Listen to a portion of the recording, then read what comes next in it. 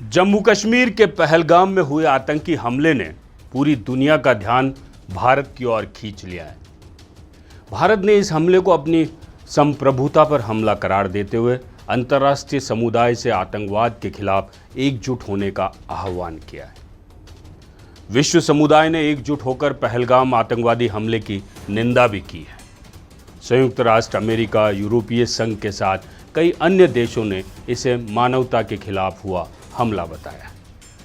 संयुक्त राष्ट्र सुरक्षा परिषद ने एक बयान जारी कर आतंकवाद के सभी रूपों की निंदा की है। साथ ही इस तरह की घटनाओं को रोकने के लिए सदस्य देशों से सहयोग बढ़ाने का आह्वान भी किया है। वहीं एक समय आतंकवाद का गढ़ माने जाने वाले अफगानिस्तान ने भी पहलगाम आतंकी हमले की कड़ी निंदा की है। अफगानिस्तान के विदेश मंत्रालय के प्रवक्ता हाफिज जिया अहमद ने एक प्रेस रिलीज में कहा कि इस हमले में जान गंवाने वालों के प्रति गहरी संवेदनाएं व्यक्त करते हैं। इधर तालिबान सरकार ने आतंकवाद को मानवता के खिलाफ अपराध करार देते हुए इसे किसी भी रूप से अस्वीकार्य बताया और कहा कि अफगानिस्तान आतंकवाद के खिलाफ वैश्विक लड़ाई में सहयोग करने के लिए प्रतिबद्ध है। ऐसी घटनाओं की पुनरावृत्ति को रोकने के लिए अफगानिस्तान अंतर्राष्ट्रीय समुदाय के साथ मिलकर काम करने को तैयार है। ये बयान उस तालिबान का है जो पूर्व में खुद आतंकवादी गतिविधियों से जुड़ा रहा है।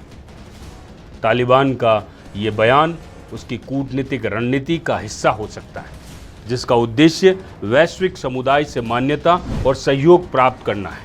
उसे अच्छे से पता है कि जब तक वह अपनी छवि में सुधार नहीं कर लेता, तब तक वह अफगानिस्तान में एक जिम्मेदार शासन के रूप में स्थापित नहीं हो पाएगा। तालिबान के बयान के कई मायने निकाले जा सकते हैं, लेकिन यहाँ ये तो कहना ही होगा, समय बड़ा बलवान होता है।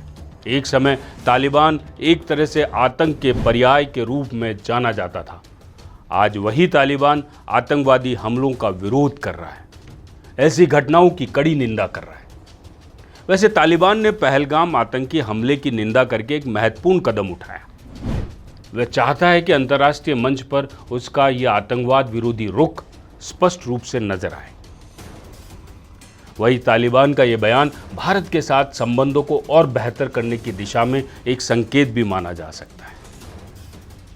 हाल के वर्षों में भारत ने तालिबान के साथ सकारात्मक संपर्क बनाए हैं। इसी साल जनवरी में भारत के विदेश सचिव विक्रम मिस्त्री और तालिबान के कार्यकारी विदेश मंत्री आमिर खान मुत्ताकी की दुबई में हुई मुलाकात से भी ये स्पष्ट होता है। विश्व पटल पर भारत की ताकत और हैसियत का अंदाजा तालिबान को बखूबी पता है। उसे ये भी पता है कि भारत ने अफगानिस्तान में मानवीय सहायता प्रदान करने में सक्रिय भूमिका निभाई है। यही वजह रही कि तालिबान ने आतंकी हमले का विरोध जताकर भारत के प्रति एक मित्रता वाले भाव को दर्शाने का प्रयास किया है। भारत ने तालिबान के बयान का स्वागत किया है, लेकिन साथ ही ये भी क्लियर कर दिया अफगानिस्तान की धरती का इस्तेमाल भारत विरोधी गतिविधियों के लिए नहीं होना चाहिए। यह आगाह किया है खासकर भारत ने तालिबान को।